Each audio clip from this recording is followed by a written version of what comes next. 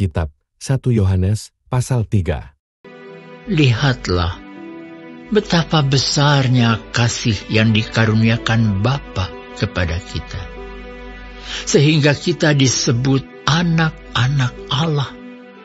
Dan memang kita adalah anak-anak Allah. Karena itu, dunia tidak mengenal kita, sebab dunia tidak mengenal Dia. Saudara-saudaraku yang kekasih, sekarang kita adalah anak-anak Allah, tetapi belum nyata apa keadaan kita kelak. Akan tetapi kita tahu bahwa apabila Kristus menyatakan dirinya, kita akan menjadi sama seperti Dia, sebab kita akan melihat Dia dalam keadaannya yang sebenarnya. Setiap orang yang menaruh pengharapan itu kepadanya menyucikan diri sama seperti Dia yang adalah suci. Setiap orang yang berbuat dosa melanggar juga hukum Allah, sebab dosa ialah pelanggaran hukum Allah. Dan kamu tahu bahwa Ia telah menyatakan dirinya supaya Ia menghapus segala dosa. Dan di dalam Dia tidak ada dosa. Karena itu, setiap orang yang tetap berada di dalam Dia tidak berbuat dosa lagi. Setiap orang yang tetap berbuat dosa tidak melihat dan tidak mengenal Dia. Anak-anakku, janganlah membiarkan seorang pun menyesatkan kamu. Barang siapa yang berbuat kebenaran adalah benar, sama seperti Kristus adalah benar.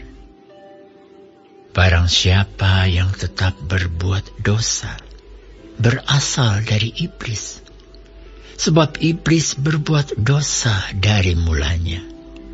Untuk inilah anak Allah menyatakan dirinya, yaitu supaya Ia membinasakan perbuatan-perbuatan iblis itu.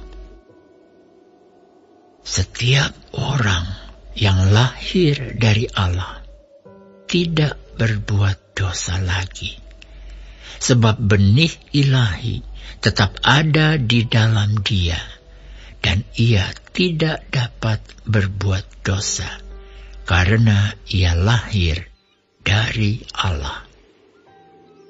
Inilah tanda-tandanya anak-anak Allah dan anak-anak iblis. Setiap orang yang tidak berbuat kebenaran tidak berasal dari Allah. Demikian juga barang siapa yang tidak mengasihi saudaranya. Sebab inilah berita yang telah kamu dengar dari mulanya, yaitu bahwa kita harus saling mengasihi. Bukan seperti Kain yang berasal dari si jahat dan yang membunuh adiknya. Dan apakah sebabnya ia membunuhnya? Sebab segala perbuatannya jahat dan perbuatan adiknya benar. Janganlah kamu heran, saudara-saudara, apabila dunia membenci kamu. Kita tahu bahwa kita sudah berpindah dari dalam maut ke dalam hidup, yaitu karena kita mengasihi saudara kita. Barang siapa tidak mengasihi, ia tetap di dalam maut. Setiap orang yang membenci saudaranya adalah seorang pembunuh manusia. Dan kamu tahu bahwa tidak ada seorang pembunuh yang tetap memiliki hidup yang kekal di dalam dirinya. Demikianlah kita ketahui kasih Kristus, yaitu bahwa Ia telah menyerahkan nyawanya untuk kita. Jadi kita pun wajib menyerahkan nyawa kita untuk saudara-saudara kita. Barang siapa mempunyai harta duniawi dan melihat saudaranya menderita kekurangan, tetapi menutup pintu hatinya terhadap saudaranya itu, bagaimanakah kasih Allah dapat tetap di dalam dirinya? Anak-anakku, marilah kita mengasihi bukan dengan perkataan atau dengan lidah, tetapi dengan perbuatan dan dalam kebenaran. Demikianlah kita ketahui bahwa kita berasal dari kebenaran. Demikian pula kita boleh menenangkan hati kita di hadapan Allah. Sebab jika kita dituduh olehnya, Allah adalah lebih besar daripada hati kita, serta mengetahui segala sesuatu. Saudara-saudaraku yang kekasih, jikalau hati kita tidak menuduh kita, maka kita mempunyai keberanian percaya untuk mendekati Allah.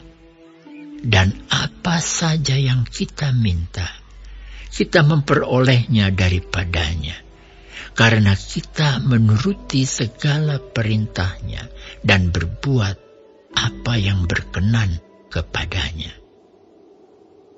Dan inilah perintahnya itu, supaya kita percaya akan nama Yesus Kristus Anaknya, dan supaya kita saling mengasihi sesuai dengan perintah yang diberikan Kristus kepada kita. Barang siapa menuruti segala perintahnya, ia diam di dalam Allah, dan Allah di dalam dia.